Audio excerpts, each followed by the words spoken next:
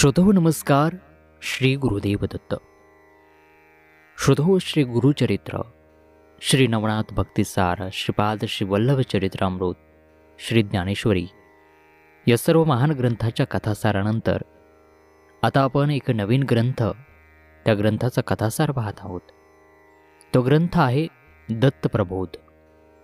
असं म्हणतात की हा ग्रंथ स्वतः दत्तगुरूंनी लिहिला होता. या ग्रंथाचे रचनाकार आहेत आपल्या सर्वांचे परिचित परमदत्त भक्त श्री कावडीबुवा. तर याच ग्रंथाचा संपूर्ण कथासार आपण पुढील काही दिवसांमध्ये पाहणार आहोत. नेहमीप्रमाणेच मराठीमध्ये कथा सांगण्याचा आमचा हा प्रयत्न आहे. जसं आपण मागील कथासारांना, मागील ग्रंथांना प्रेम दिलं, तसंच हा ग्रंथसुद्धा आपण तेवढ्याच उत्सुकतेने ऐकाल हीच अपेक्षा. या ग्रंथाबद्दल आणि ग्रंथाचे रचनाकार यांच्याविषयी आता थोडीशी माहिती बघूयात. या ग्रंथाचे रचनाकार आहेत कावडीबुवा. नगर जिल्ह्यातील पारनेर तालुक्यातील पिसा पिंपळगाव येथील हे मूळचे वतनदार कुलकर्णी. यांचं नाव अनंत सूत विठ्ठल उर्फ कावडीबुवा. कावडीबुवा हे नाव कशामुळं पडलं तर त्याचा इतिहास असा आहे की हे आईवडिलांचे भक्त होते, सेवा करायचे त्यांचे, आणि यांनी आपल्या आईवडिलांना कावडीमध्ये बसवून काशी यात्रेस नेले होते. पुढे आईवडिलांच्या मृत्यूनंतर त्याच कावडीमध्ये त्यांनी विठ्ठल आणि रुक्मिणी यांना ठेवून पुढे संपूर्ण तीर्थयात्रा केली आणि याचमुळे यांचं कावडीबुवा असं नाव पडलं. कावडीबुवा हे परम दत्तभक्त होते. दत्त हे त्यांचे लाडके दैवत आणि त्यांनी दत्तप्रबोध हा महान ग्रंथ रचला.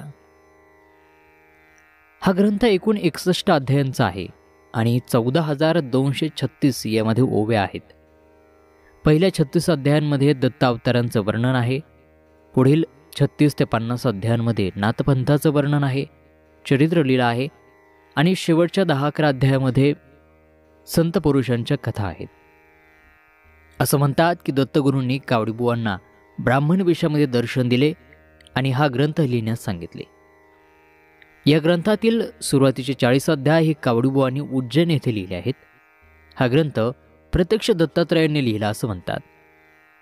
तर दत्तगुरूंचं वरदान प्राप्त असा हा दत्तप्रबोध ग्रंथ, या ग्रंथाचं वाचन किंवा श्रवण मनापासून केल्याने कामनापूर्ती होते, इच्छित फलप्राप्ती होते, अशी या ग्रंथाची फलश्रुती आहे.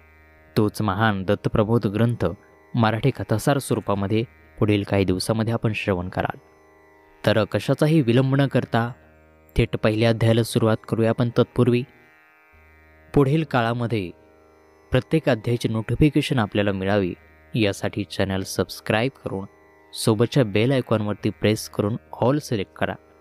त्यामुळे जेव्हा आम्ही अध्याय अपलोड करू तेव्हा त्याचे नोटिफिकेशन आपल्याला मिळेल आणि आपण तो श्रवण करू शकाल. चला थेट अध्यायाला सुरुवात करूयात. श्री दत्तप्रबोध. अध्याय पहिला. ग्रंथरचनेसाठी कृपाप्रसादाची मागणी. अध्यायाला सुरुवात करूयात. अखंड सिद्धिदायका गजानना, विघ्नहर्त्या दयाघना हेरंबा, तुझ्या कृपादृष्टीमुळेच हा ग्रंथ सिद्ध होणार आहे. ज्याप्रमाणे पर्जन्यवृष्टीविना एकही कणधान्य भूमीत उगवू शकत नाही, त्याचप्रमाणे तुझ्या कृपादृष्टीविना कोणतेही कार्य होऊ शकत नाही. जलाशिवाय नुसत्या विहिरीला काही अर्थ नाही, काठीण्याखेरीज धातूला अर्थ नाही आणि प्राणाविना शरीराला अर्थ नाही. तसाच तुझ्या कृपा कटाक्षाशिवाय या जीवनालाही अर्थ नाही.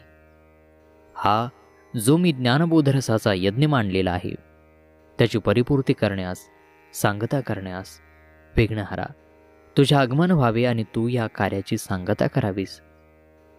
तू सिद्धिबुद्धीचा दातारू आहेस, श्रुतिशास्त्राचा जनक आहेस. मला पामराला त्याचा आदी अंत हाकळू शकत नाही, पण एकाक्षर मंत्राच्या अनुष्ठानामुळे त्यांची थोडीफार तरी गोडी आणि गुण कळू लागले आहेत. आणि म्हणून हे सिद्धिबुद्धीच्या दातारा, माझी करुणा येऊन मला आपल्या उराशी घे, कृपादृष्टीनं पावन कर, माझ्यासारख्या पतित पामराचा उद्धार कर. आणि हा जो मी ग्रंथराजाचा संकल्प सोडला आहे तो सरस्वतीच्याही कृपादृष्टीने संपन्न करीत सिद्धीस नेण्याचे. हे मूषक वाहना, तू सत्वर ये. दीन दुर्बळांची सावली, अनाथ वत्सांची माऊली, अशी जी माझी गुरु माऊली, तिलाही मी विनम्र भावानं प्रणिपात करतो आणि माझे मनोरथ पूर्ण करण्यासाठी कृपाळू होऊन माझ्या अहमबुद्धीचा विनाश करून स्नेहभरा आशीर्वाद तिनं मला द्यावा अशी प्रार्थना करतो. हे आदि अनादि विश्वोद्धारा सद्गुरु कृपाळा, मोक्षपदाचं गुप्तधन दाखवून आपणच मला परमपावन अशी वाट चोखाळायला लावली आणि या पार्थिव जगताची नश्वरता, तिचं क्षणभंगुरत्वही पटवलं आहे. आणि तरीही अतिशय लीन होऊन आणखी एक मागणं आपल्यापाशी मागायचं आहे. ते म्हणजे मी जो हा ग्रंथयज्ञ सिद्ध केला आहे त्याची सांगता करण्यासाठी मला बळ द्यावं व स्वतःच हे कार्य पार पाडण्यासाठी समक्ष अवतीर्ण व्हावं. ग्रंथयज्ञाचा संकल्प सोडताना माझ्या अल्पमतीची मला जाण आहे आणि तरीही आपल्या कृपाबळाच्या सामर्थ्यानं संपन्न होऊन मी हे कार्य करणार आहे. आपण म्हणाल की कितीतरी अतिरथी महारथी अशा महाकवींनी आपापल्या काव्यग्रंथाद्वारे हे तत्त्वज्ञान निरूपण केलं आहे आणि अखिल जगताला ज्ञानाचं भांडार खुलं करून दिलं आहे. त्यामुळे त्या महाकवींच्या पुढं तुझा काय प्रकाश पडणार? तेही खरं आहे, परंतु आकाश विहार करून बलदंड गरुडानं जरी ते व्यापून टाकलं असलं तरी चिमणीलाही त्या आकाशात विहार करावासा वाटणार नाही का? ते करू शकणार नाही का? परमेश्वराची पूजा एखाद्या धनवंत कुबेरानं अगदी षोडशोपचारे केली असली तरी दीनदुबळ्या दरिद्री भक्तांना पूजा करू नये का? ज्याला त्याला आपल्या कुवतीप्रमाणे भगवतभक्ती करण्याची पूर्ण मुभा आहे. म्हणून हे भगवंता, माझ्यात जे न्यून आहे ते पूर्ण रूप करण्याकरता येईल. आता वंदन माता पित्यास, ज्यांनी अनेक हालअपेष्टा सोसून कष्ट यातनांना तोंड देऊन सर्व कोड कौतुक पुरविलं, प्रेमाने संगोपन केलं, पैसे वेचून शिक्षण दिलं, नावलौकिक मिळवून दिला, त्या जगदवंद मातापित्यास साष्टांग प्रणिपात.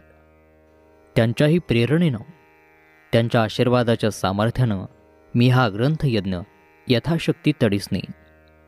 शेवटी हे चित्तचालका, चैतन्य घना, हृदयनिवासी नारायणा, तुझ्या कृपा कटाक्षावर सर्व काही अवलंबून आहे. तुझ्या नामाच्या गोडव्याने मुकाही वाचाळ होतो, पंगूही दुर्लभ्य असा पर्वत ओलांडू शकतो, ठार वेडाही शहाणा होतो. तुझ्या कृपेचा महिमा अगाध आहे. म्हणून ह्या दिनाची विनम्री एवढीच आहे की पूर्ण कृपादृष्टीनं हा संकल्प सिद्धीस न्यावा. ज्याच्या नुसत्या श्रवणानंही सर्व मनोरथ पूर्ण होतात अशा ह्या श्री दत्तप्रभूत ग्रंथाचा सर्व संत महंतही परामर्श घेऊन आणि या करुणावचनानंतर अध्याय पहिला समाप्त होत आहे. पुढील कथासार दुसऱ्या अध्यायामध्ये आणि दुसऱ्या अध्यायामध्ये आपण चिलया बाळाची कथा पाहणार आहोत. तेव्हा ही गूढ दिव्य कथा पुढील अध्यायात ऐकायला विसरू नका.